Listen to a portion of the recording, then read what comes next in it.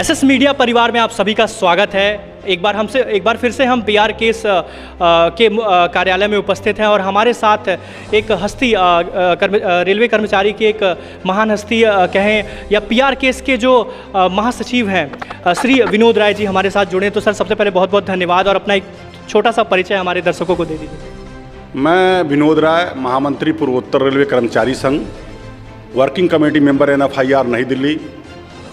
हम NFIR से affiliate हैं। पूरे ऑल इंडिया में NFIR हमारे डॉक्टर राघवैया जी हमारे जनरल सेक्रेटरी हैं और मैं इस पूर्वोत्तर रेलवे का महामंत्री हूँ। बहुत बहुत धन्यवाद सर हमारे साथ जुड़ने के लिए।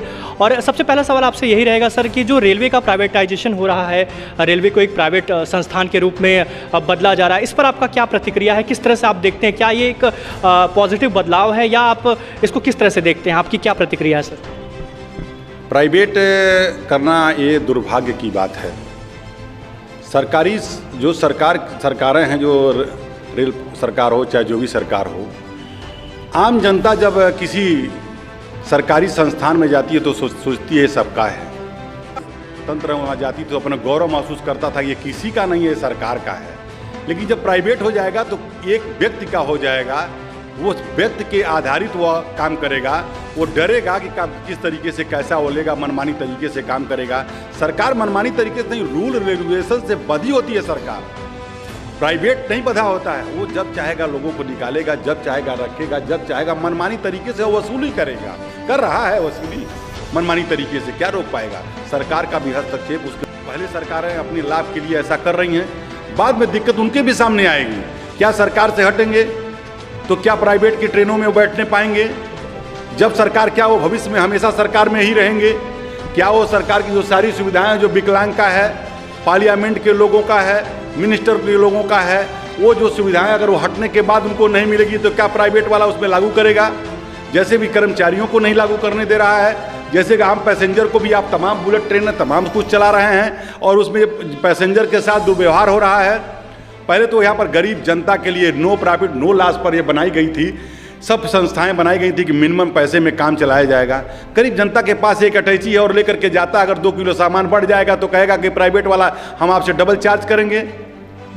आप बोरा लेकर के आए, नहीं चढ़ पाएंगे, गरीब आदमी है तो नहीं चढ़ पाएंगे। ये एसी का ऐसा इसका खराब हो जाएगा, गंदा हो जाएगा, उससे पेनल्टी लगा के लगेगा, करने के लिए वो लेने लगेगा। ये तमाम प्रॉब्लम्स, ये प्राइवेटाइजेशन से बहुत दिक्कतें हैं, बहुत दिक्कतें। ये नहीं, जो लोग लागू कर रहे हैं उनके लिए भी बहुत दिक्कत होगी। ऐसा नहीं कि अभी लोग लागू कर रहे हैं, वो लोग कांटा को आगे लगा रहे हैं, उनको भी गड़ेगा, निश्चित गड़ेगा। बिल्कुल सही बात है आपकी बातों से काफ़ी लोग सहमत होंगे। और साथ ही साथ एक चीज़ और समस्या देखी जा रही है, सरकार की तरफ से ये नियम आ रहा है कि 75 जो रेलवे के स्कूल हैं उनको भी बंद करने पर विचार किए जा रहे हैं, क्योंकि बच्चे देश के भविष्य हैं और रेलवे एक संस्था है जो काफ़ी समय से सेवा कर रही है, बच्चों को भी शिक्षित कर रही है और रेलवे के जितने भी कर्मचारी हैं उनके बच्चे भी रेलवे के स्कूलों से जुड़े हुए हैं। तो इस पर आपका क्या प्रतिक्रिया है सर? क्या ये एक अच्छी पहल है या आप इसे नकारात्मक रूप में देख रहे हैं सर? मैं आपको बताना चाहता हूँ कि इस प्राइवेट स्कूलों में जो लोग पढ़ रहे हैं वह उनके ऊपर उन अभिभावकों के ऊपर प्राइवेट के संस्थान डकैती डालने का काम कर रहे हैं, डकैती डालने का काम कर रहे हैं। आज सरकार को आदेश देना चाहिए कि जितने मंत्री, जितने सांसद, जितने लोग हैं, ये सभी लोगों के बच्चे सरकारी स्कूल में पढ़ना चाहिए। और तब वो स्कूलों की स्थिति देखते। मैं जब अपॉइंटमेंट मेरा जब हुआ था, मैं ज्वाइनिंग हुआ था, तो यहाँ पर रेलवे स्कूल है, रेलवे स्कूलों में मारा मारी रहती थी कि बाहर के लोग एडमिशन कराना चाहते थे। आज की परिस्थितियाँ लोग एडमिशन नहीं कराना चाहते। कौन करता है? जिसके पास पैसा नहीं रह गया, कहीं वो मारे मारे घूम रहा है, वो एडमिशन करा रहा है। मैं बैठा देखा कि अच्छे बच्चे बढ़िया स्कूल में, सरकारी स्कूल में नहीं पढ़ पा रहे हैं, बाहर प्राइवेट में जा रहे हैं तो पैसा लग रहा है, इस नाते वो दोनों तरफ के नहीं हो रहे हैं। बिल्कुल सर, यानी कि हमारा जो गरीब वर्ग है वो कहीं ना कहीं एक जूझ रहा है, एक स्ट्रगल कर रहा है और वो सुविधाएं उस तरह की प्राप्त नहीं हो पा रही हैं। तो एक स्कूल बंद करना एक नकारात्मक रूप से आप इसको देख रहे हैं। और सर एक दो सवाल और मेरे हैं आपसे जो मैं जानना चाहूँगा। सर जो बोनस को लेकर काफ़ी जो हमारे कर्मचारी भाई हैं उनमें असंतोष की भावना है, इस पर क्या विचार है, कि क्या आपकी प्रतिक्रिया है सर? मैं आपको बताना चाहता हूँ, पूरे लोग कहते हैं कि प्राइवेट, जो हमारी आम जनता जानती है कि सरकारी संस्थानों में बहुत पैसा मिल रहा है, बहुत बोनस का बोनस 78 दिन का अनाउंस होता है, 78 दिन वेतन के बराबर बोनस दिया जा रहा है और मिलता कितना है? 3-4 दिन का भी नहीं मिलता है। 78 दिन, लोग सोचते हैं कि 78 दिन का बोनस मतलब लाख रुपया से ऊपर, और मिलता है 18,000 रुपये के लगभग मिलता है।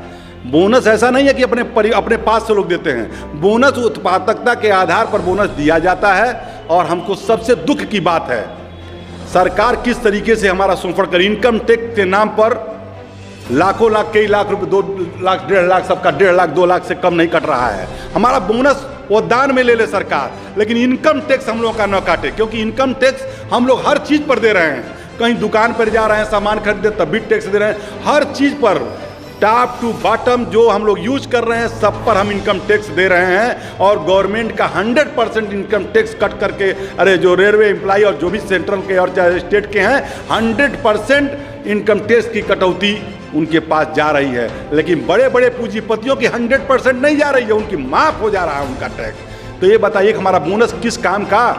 हर साल हम लोग अपना तनख्वाह कटवाते हैं इनकम टैक्स में, और बड़ी हुई तनख्वाह से क्या फ़ायदा है हमको? बिल्कुल सर, अगर आप वेतन लेते हैं तो वेतन में भी आपका इनकम टैक्स कटता है, आप पेट्रोल लेते हैं पेट्रोल में भी आपका इनकम टैक्स, यानी कि इंसान ऐसा लगता है कि टैक्स के लिए ही पैदा हुआ, हम टैक्स देने के लिए पैदा हुए हैं। फिलहाल सर एक आखिरी सवाल के साथ आपसे विदा लेना चाहूँगा। एक आखिरी सवाल मेरे मन में था कि रेलवे के जो हॉस्पिटल्स हैं, जो एक तरह से बहुत ही प्रसिद्ध थे पूरे देश में, पूरे विश्व में, कि यहाँ का जो इंफ्रास्ट्रक्चर है और यहाँ के जो डॉक्टर हैं काफ़ी काबिल, लेकिन काफ़ी समय से रेलवे हॉस्पिटल जो है वो भी स्ट्रगल कर रहा है और डॉक्टरों की कमी पाई गई है। तो इस कमी को कैसे पूरा किया जा सकता है, इसको कैसे सुधारा जा सकता है? इसमें देखिए ऐसा है कि डॉक्टर को जो अच्छे डॉक्टर्स हैं वो आपके सरकारी संस्थानों में आना नहीं चाहते हैं। पैसा आप कम देंगे डॉक्टर्स को, डॉक्टर्स अगर आ जाएंगे तो बिना प्राइवेट प्रैक्टिस का उनका काम नहीं चलेगा। और स्थिति ये है कि रेलवे हॉस्पिटल जो है एक बहुत टॉप का हॉस्पिटल है, इसमें तमाम मिनिस्टर चाहे जो भी होते थे इसमें आते थे। महावीर प्रसाद हमारे जानकारी में कई मिनिस्टर आए और बीमार पड़े तो यहाँ एडमिट हुए। अभी हाल में तत्कालीन रेल राज्य मंत्री थे मनोज सिन्हा जी का हाथ फ्रैक्चर हुआ था तो यहीं आकर के एडमिट हुए थे। हमारी बात हुई थी वहाँ पर, हम भी पहुँचे हुए थे कि हॉस्पिटल थोड़ा अच्छा बन जाता तो यहाँ सब ठीक ठाक रहता। हमारा कहने का मतलब है कि गवर्नमेंट बनी है आम जनता के लिए। अब आम जनता के लिए बन रहे जो ये दिया जा रहा है, ये प्राइवेट को दिया जा रहा है। आम जनता का शोषण करने के लिए, हत्या करने के लिए प्राइवेट को सब कुछ दिया जा रहा है। रेलवे के डॉक्टर्स को जो स्पेशलिस्ट हैं उनको रखना चाहिए, ताकि तमाम यहाँ पर 55,000 रेल कर्मचारी इस पूर्वोत्तर रेलवे पर हैं।